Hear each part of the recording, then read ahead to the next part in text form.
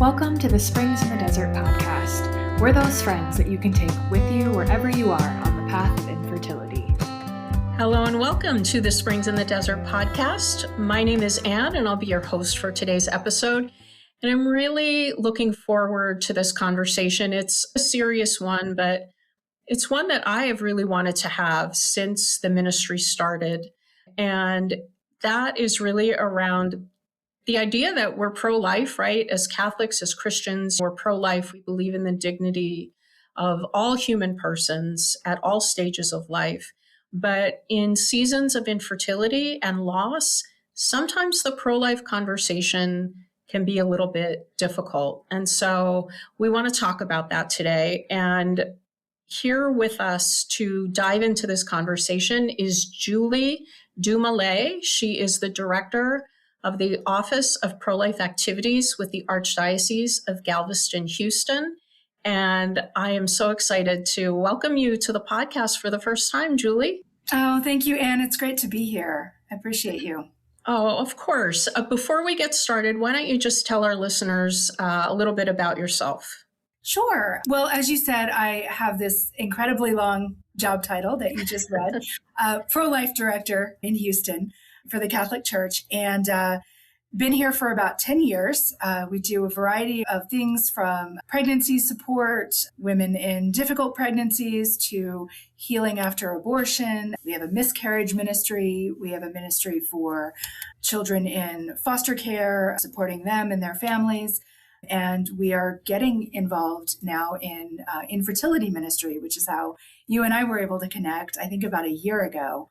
And so we're super excited about that. But those are everything that keeps me busy. We do some educational things, some bioethics training as well.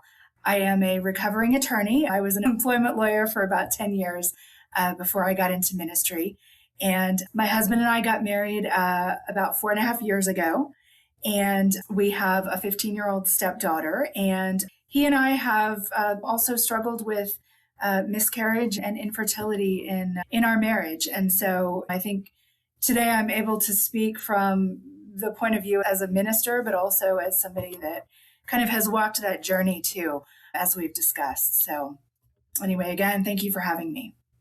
Absolutely. And thank you so much, even just for sharing a little bit personally as well.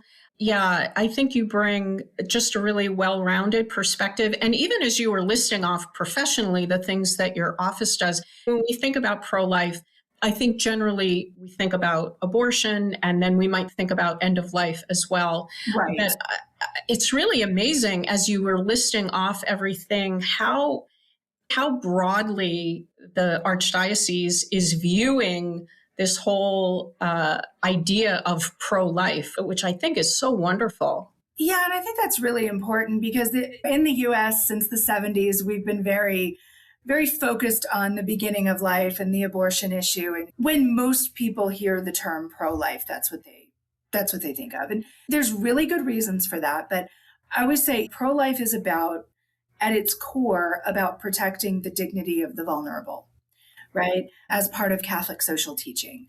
And there's many different ways to be vulnerable. The unborn are uniquely vulnerable. Of course, the elderly are uniquely vulnerable. But so many other times in our lives, we find ourselves vulnerable. And with these issues of miscarriage and infertility, there's such a sense of isolation. That isolation makes us vulnerable. And I think that we, as Christians, we believe that we're called to be in community.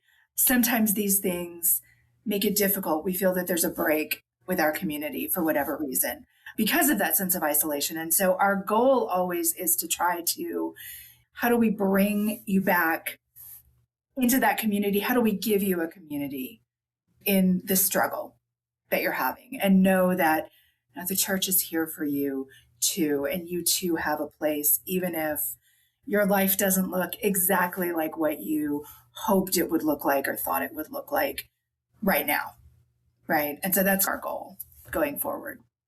I love how you framed that, Julie. I think it's the perfect framework to get into this conversation. But yeah, I really loved how you laid out a pro-life perspective. And something that I hadn't thought about before, but this idea of vulnerability and who the vulnerable are, and for you to be able to put those of us who walk the path of infertility or have experienced loss into that category, different from some of the big bookend issues, right? Exactly, right. But not out of place. It reminded me of the way that we in the ministry talk about fruitfulness, that to have a more expansive notion of fruitfulness does not mean that, when you're married, there's a menu of options for fruitfulness and you can choose children, but you don't have to. So that's not what we mean. And I think the way you framed pro-life was just so sensible and beautiful. Yeah, I think it's so important for everyone to have a place in the church. And there are, I think, many of us, for whatever our woundedness is, we deal a lot with various types of woundedness in pastoral ministry, but we've not always done a good job, I think, of miscarriage for a long time. I would say until relatively recently. We weren't really talking about that in the church. Probably our parents' generation, we didn't talk about that. That was something that you dealt with on your own, and probably nobody knew, but certainly nobody in the church knew.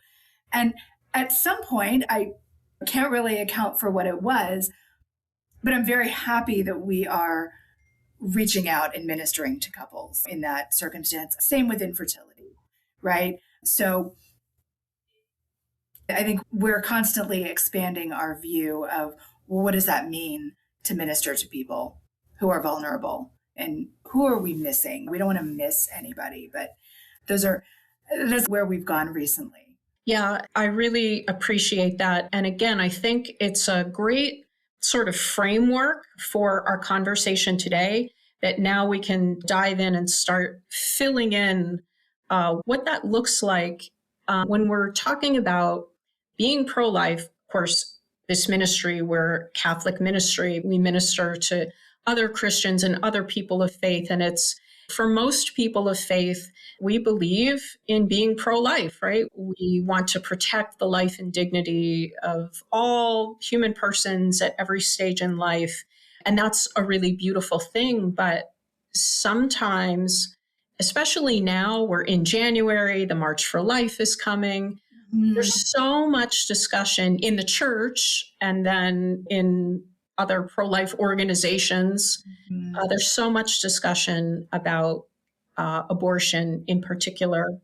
And in this ministry, we have always just run toward the uncomfortable conversations. Right. Because it's important. I think it's important to do that.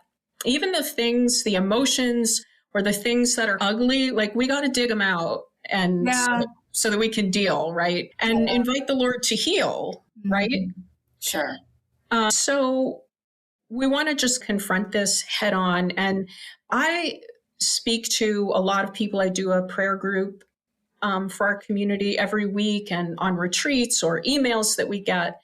And there are some people in our community who really struggle a lot with anger or feeling jealous, especially at this time when pro-life is in the forefront. Maybe in the parish, there is talk about helping women who are in crisis pregnancies. And so that is challenging for some who are struggling with infertility. And then on top of that, you start to feel like, oh my gosh, I must be a terrible person for having these feelings and all of that. So given your personal experience, your experience in ministry, how do you think we can acknowledge those things and not push them down, and balance that with really having that compassion for women and for couples who find themselves in crisis? Sure. I think, absolutely. What you've acknowledged is really real, that resentment, anger, frustration. I tend to see it not necessarily so much with people that are in a crisis pregnancy, maybe people that are post-abortive, right?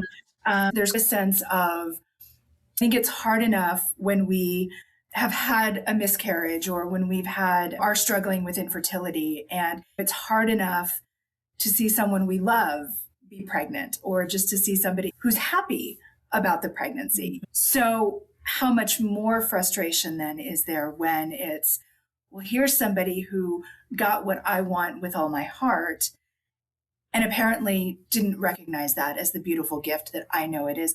Well, of course, there's going to be frustration there. And so, I think the first thing is to not try to push that down, but really acknowledge, I feel the way I feel.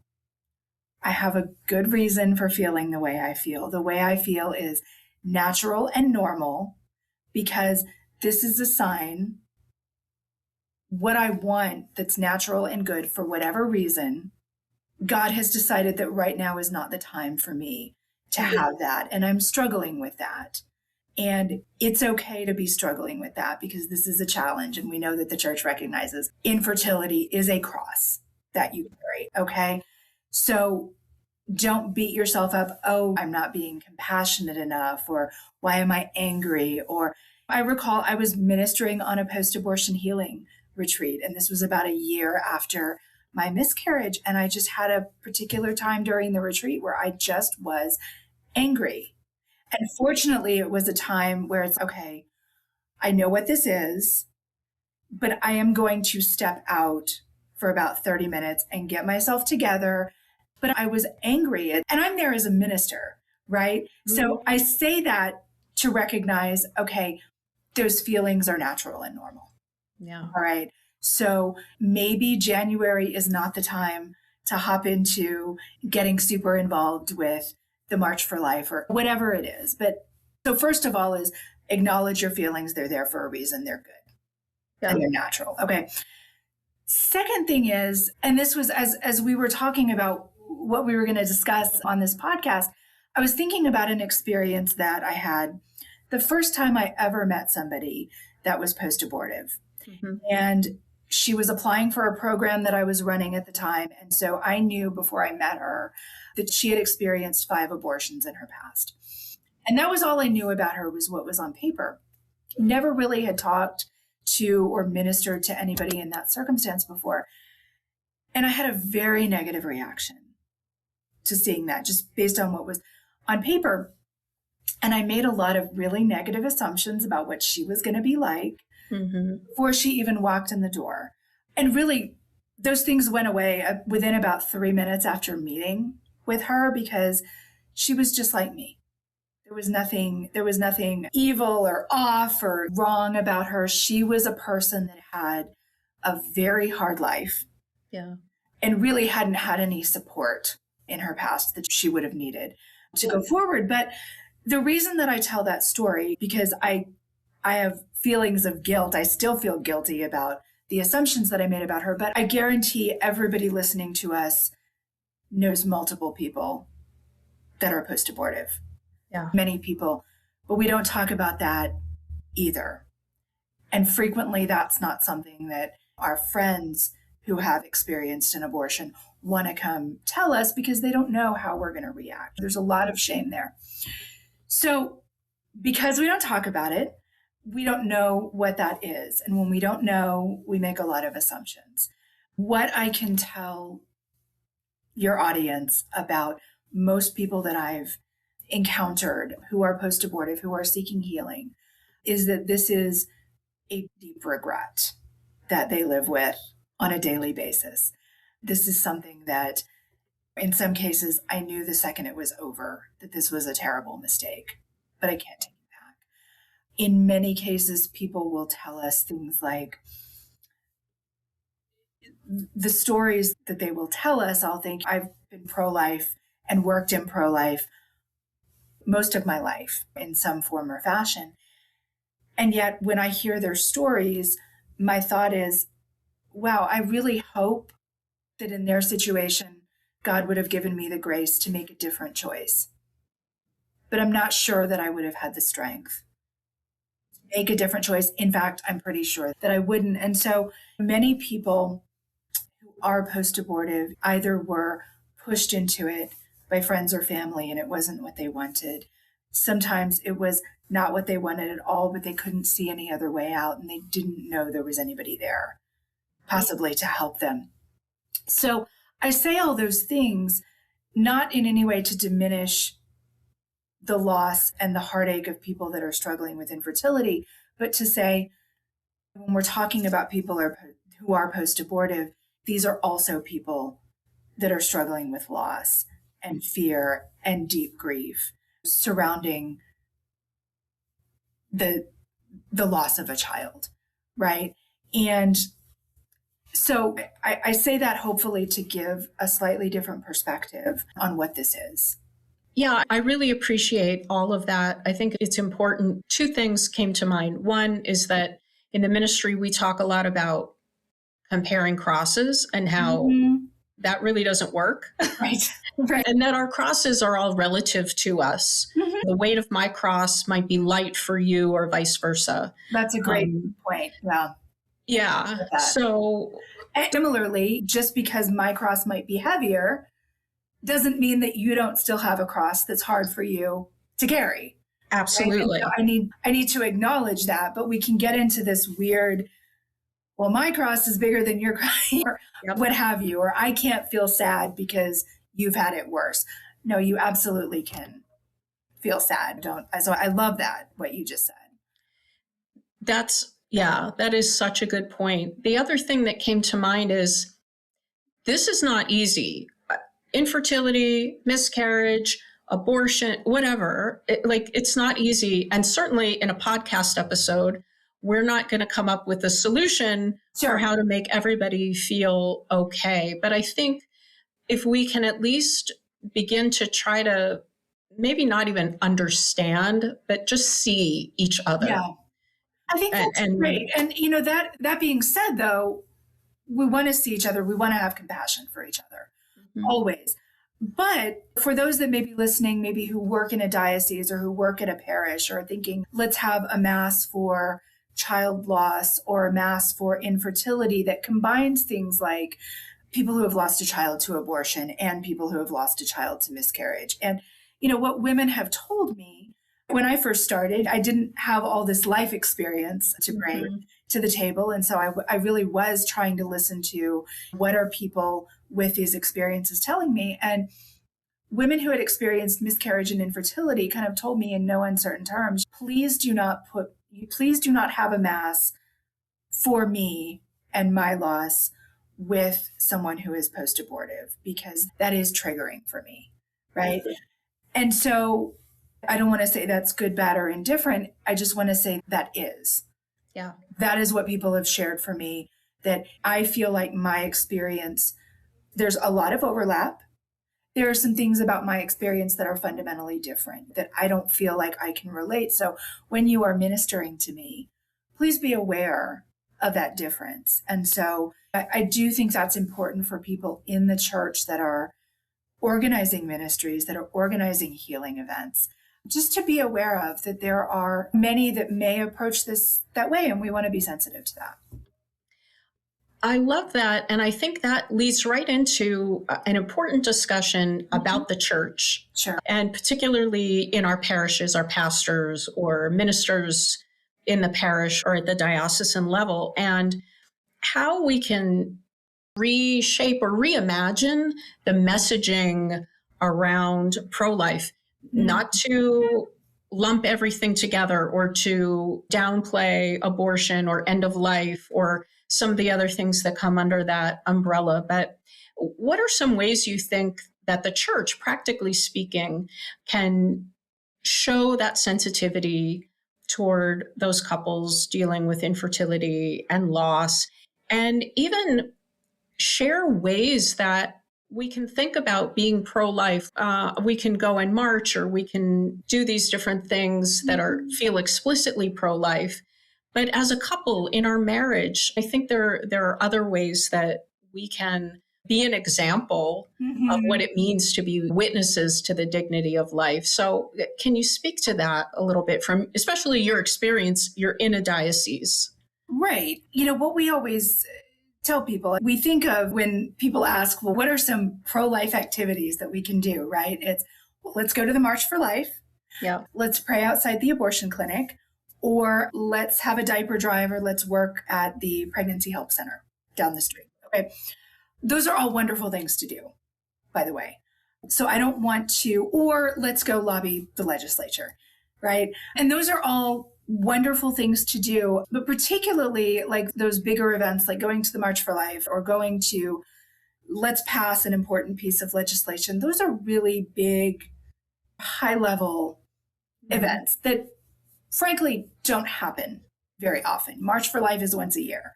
There may be an important piece of legislation in Texas. Our legislature meets every 2 years, right? So it's not something that we're doing all the time. And so what we're really looking at is, okay, how are we building a culture of life every day? And that's going to start with really small things. And it's often not even going to start with a program or a ministry in our church. It's going to be about us being mindful of the people that are around us in the workplace, maybe in our parish, maybe in our neighborhood, right? And so what that might look like is, okay, when we're building a culture of life, somebody at work announces that they're expecting a baby, and maybe the boss is being a jerk about it because that's going to be difficult for them 6 months from now.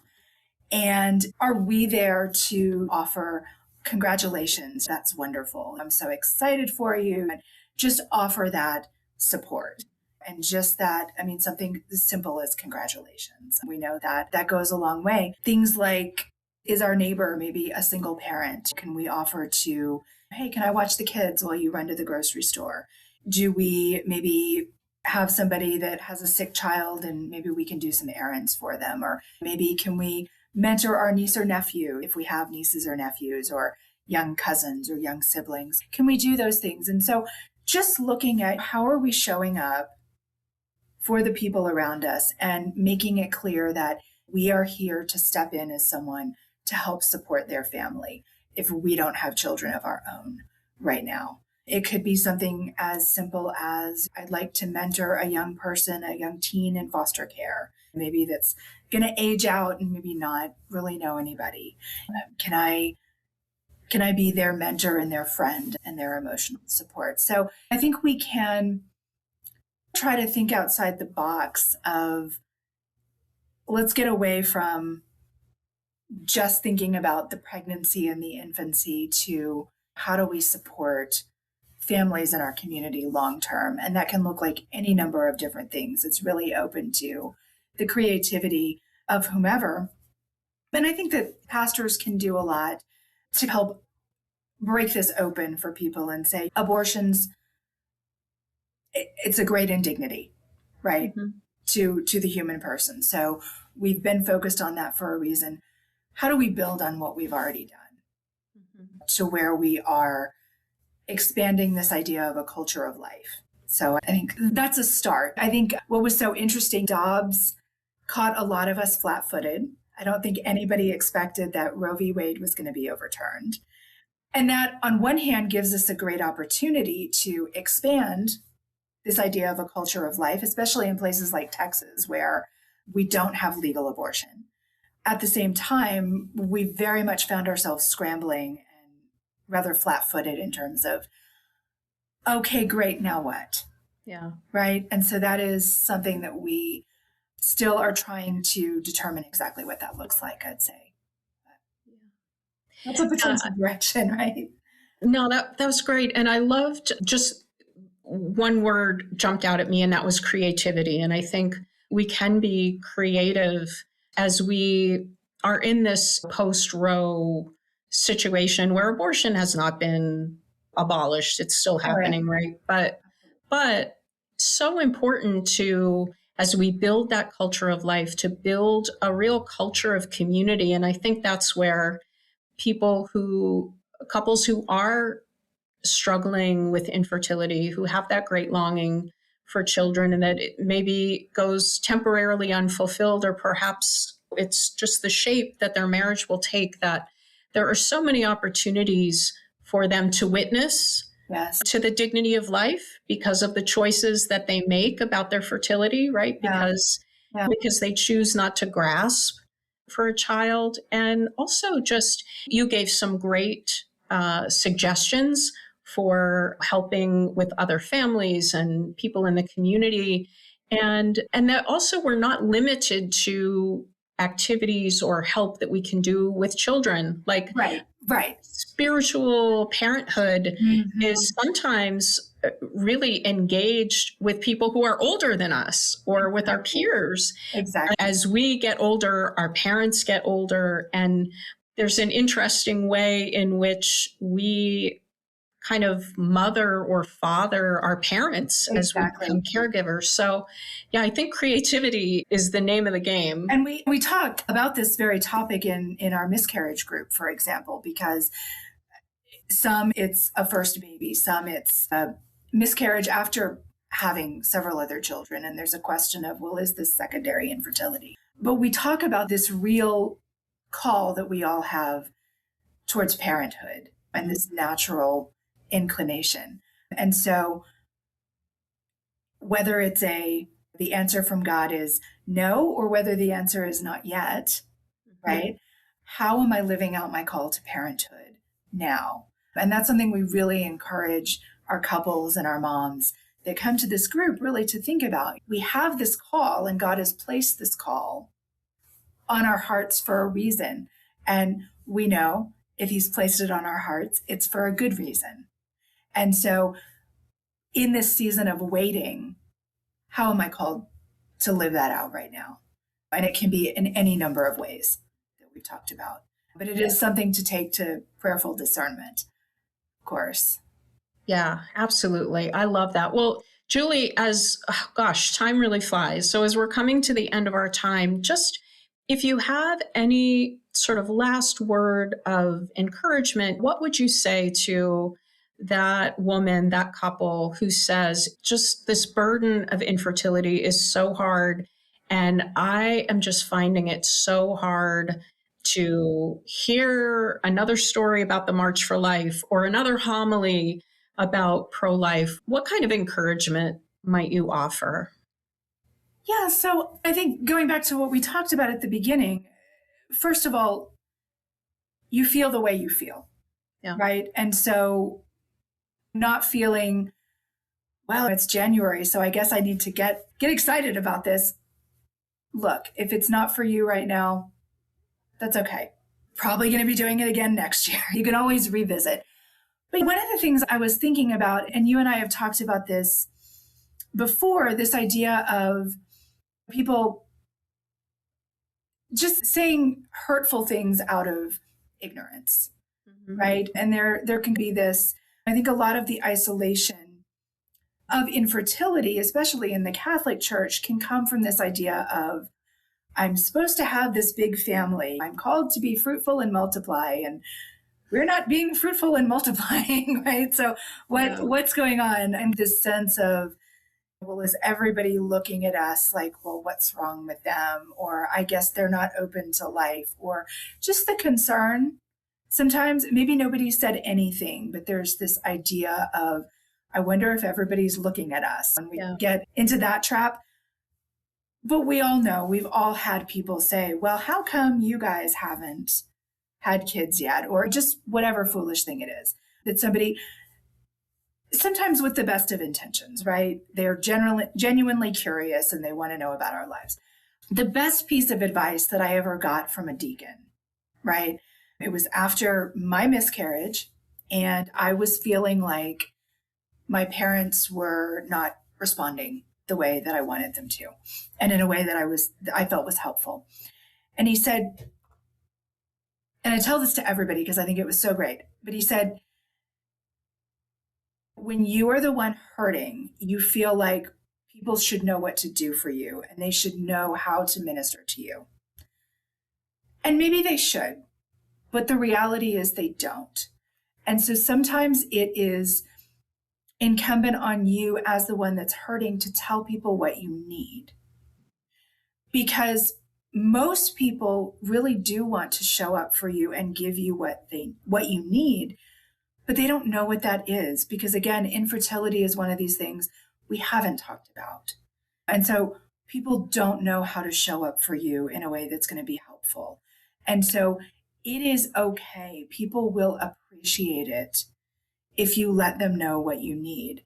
And maybe that's, my husband and I are struggling with infertility, and it's hurtful to me when you ask me why we haven't had kids yet, because this is something that we're struggling with. Maybe it's, I want to talk about our infertility journey. Maybe it's, I don't want to talk about that at all. Maybe it's really hard for me to hear about how so-and-so is having a baby. Can we not talk about that right now? And so whatever that is for you, because most people are not trying to be hurtful, right? But it's okay to let people know what you need. And I think sometimes when we allow ourselves to have those conversations, some of that isolation and that loneliness that we feel can go away, because we're just better understood when we're willing to put ourselves out there. So that, I guess, would be what I would leave somebody with. Wonderful. Julie, thank you so much for joining us on the podcast. Love to have you back. And this has been great. Listeners, we just want you to know that we are showing up for you in any way that you need. You're not alone.